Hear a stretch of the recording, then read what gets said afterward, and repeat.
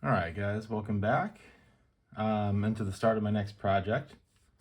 So I have the Archer in its final stages, plus a couple test subjects. I have a Churchill and a couple figures that, just in various drying stages. So figured it'd be a good time to start off the next build. Starting off, we'll do, review, kind of take a look at the sprues and what the plan is. So I'll be building Panzer IV from Tamiya. Specifically, it's a Ausf G, if I said that correctly. That production model. As you can see, it won't be an out-of-the-box build. Did recently splurge. You can see in another video I'll post. Splurged on a bunch of T-Rex parts, 3D printed parts. Never really worked with 3D printed before, so figured I'd give it a shot. I've done metal tracks and things like that, but we'll see. And a couple little detail up parts, tool clamps and things. It should get interesting. I'm sure I have to shave off the ones that are on the tools. So that'll be fun. Hopefully it adds a lot of detail. Hopefully it's worth it. They weren't the cheapest. But first, oh, and then these are not confirmed to work with this vehicle, but they are the same track. So if not, I have a Panzer III that I know they'll work on. So that could get very interesting. Worst case scenario, you'll see link and length tracks in this kit. They come with a jig, so it's probably pretty easy if they don't end up fitting. But I also have some palm trees that I've ordered from the one and only Andy Sabi headquarters. Have a pre-made, like an airfield diorama. And then I have a small, circular kind of vignette wood base. So I took the easy way out with the diorama. It's not something I've done a lot of. Actually only done one, and it wasn't war related. So took the easy way out the first time. It's something I want to do a little bit more of. Probably not for every model, but we're going to take the easy way out the first time. So for the Panzer IV, this was the most common quote-unquote tank, for the German army. The Stug was the most common, what do they call it, a tracked assault vehicle, right? There were about 10,000 Stugs made, about 8,000 plus Panzer IVs, including all the variants. So Panther and the Tiger might get all the hype from World War II, but this was, the real workhorse.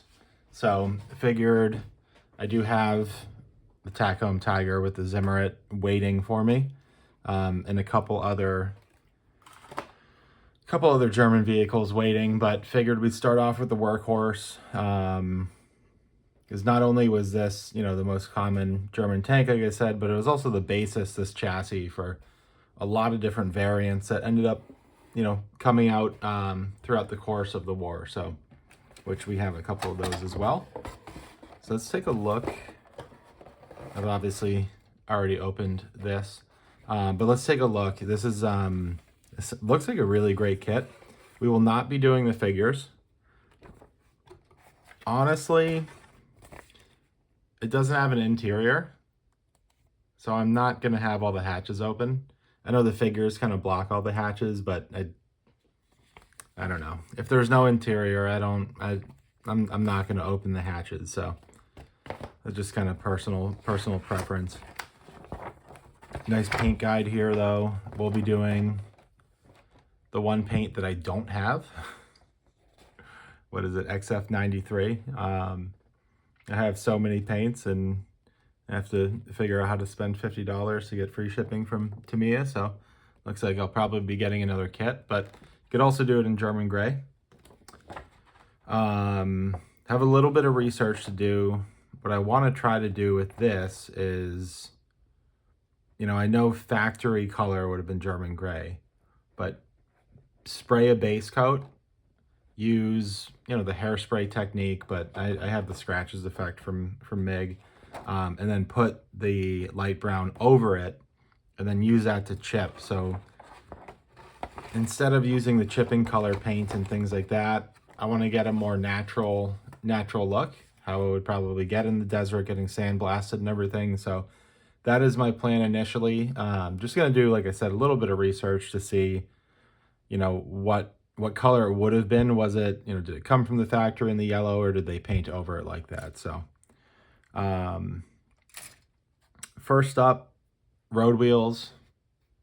Also something that's very nice that separates it from Panthers and Tigers. There's not, you know, 40 of them. Not a whole lot of detail on the road wheels, but the suspension looks great. Idlers look great. Nothing too crazy there. There's some good detail here. Looks like the back. And very similar to, I mean, all the new Tamiya kits. You can see the hole is in, you know, a bunch of different pieces, but it's going to come together very, very nicely. Nice texture there, a little diamond plate kind of thing. Same here on those fenders, but there's a good amount of parts. I mean, for a Tamiya kit, you know, I know there's plenty of kits out there that have far more sprues than this, but sometimes you open one of the old Tamiya kits and it's 2 or 3 sprues, especially some of those T34s and things. So it's nice to see, you know, maybe I'll be spending a little bit more time building, right? I don't know if you can see the texture on here. Those wood boxes actually have really, really nice subtle texture. I'll have to do my best not to just glob that up with paint.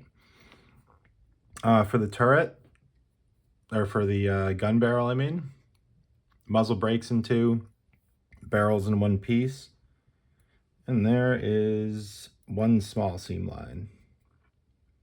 Nothing too crazy though.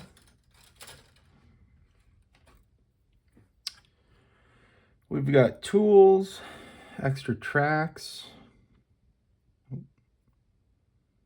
everything like that. And yeah, it looks like the tool clamps are already on here, so it won't be too big of an issue. Like I said, never done that before, so it'll be interesting shaving them off and, you know, not breaking some of these flimsy pieces, but that's for another day. That's future me's problem. And then we have tracks. So a couple other detail pieces. Kit comes with string for the tow cables.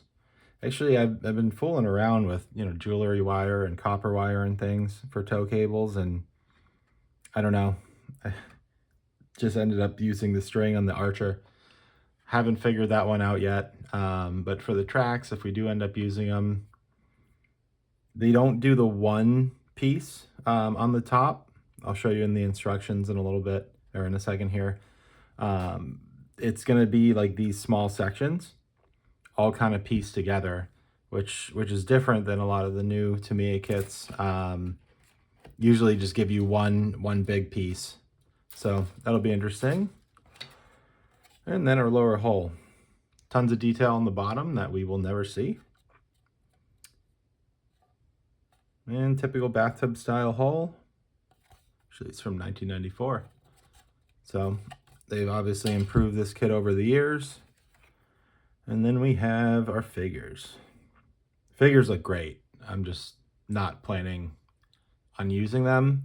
I'll probably just paint them up because I feel like I'm not a great figure painter, and it's something that I want to get better at. Sometimes it turn out great, sometimes it turn out terrible. There's a great little Africa Corps helmet, like the guy from Jumanji. Copper wire, string, poly caps. And then we have our decals, or decals. Oh, nothing too crazy. I actually don't get the Africa Corps palm tree, which is a shame. That's okay.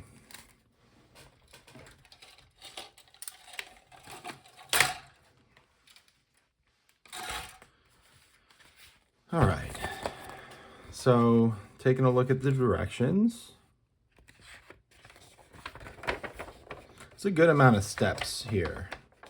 We have 40 overall steps, but it's pretty similar to, you know, a lot of the new Tamiya kits. And this, I have some new products coming, because that's another thing. I haven't truly been able to rust and exhaust the way I'd like. The one on the Archer looks great, but I'm going to do one last thing of clear coat, so I'm going to have to repigment it.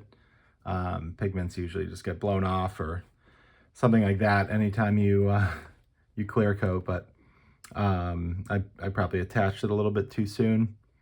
But yeah, a lot of nice little detail parts going in at first. Hopefully we can attach that muffler at the end. I don't really want to do that in the second step. There you go. There you can see how the tracks are going to go together. I'll bring this down a little bit. So definitely what I've done in the past with these, I have glued them separately off the jig. Just like when you do the Lincoln length tracks, glue them separately, wait like 5 minutes, and then wrap them around the idler or the sprocket. Do that and then put them in the jig, and you won't have to worry about them getting stuck in the jig, because if you get stuck in the jig, you'll definitely be ordering some resin tracks.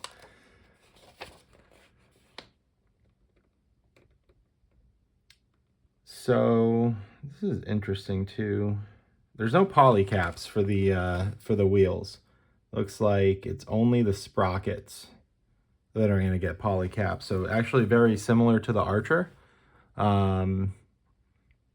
Looks like the road wheels probably won't move, which doesn't matter because you have fixed tracks, but for painting, things like that, I like to be able to pop them on and off, at least personally. More on the tracks, and then you can start to see how the turret's going to go together here. Or sorry, that's the upper hull. But same thing. You know, it's not like a bathtub style. I know it's the reverse of the bathtub, but I don't know what you would refer to the upper hull as. It's going to come with supports, pretty common. There's a good amount of holes to drill out. Never quite understand why. I guess they use that for a lot of other kits, but I have no doubts, this being a newer kit, that everything's going to go together pretty much perfectly.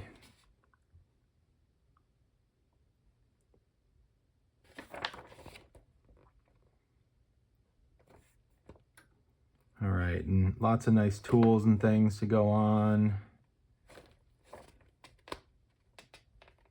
I'll probably end up just using the string because, I don't know, I can't find a better alternative.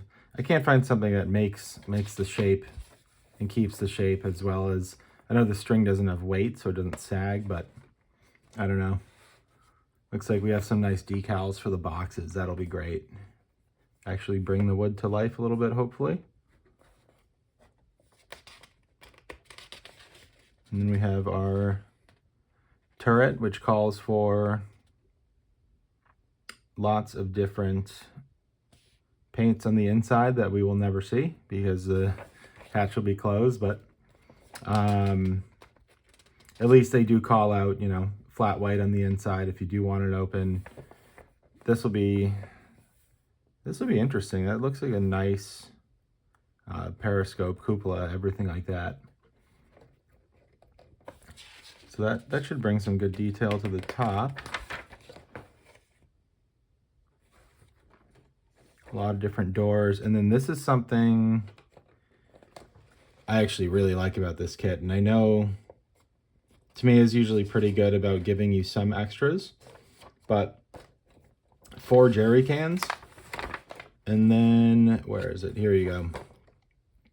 So a lot of different tracks and bags and things that you can add. And you could easily still add more stowage. But got some nice sandbags up front. Something that usually doesn't come in a kit. That instantly will kind of give it a little bit more life. And then we actually have an antenna. I'll be honest, I haven't seen an antenna in a kit before. However, C1 is.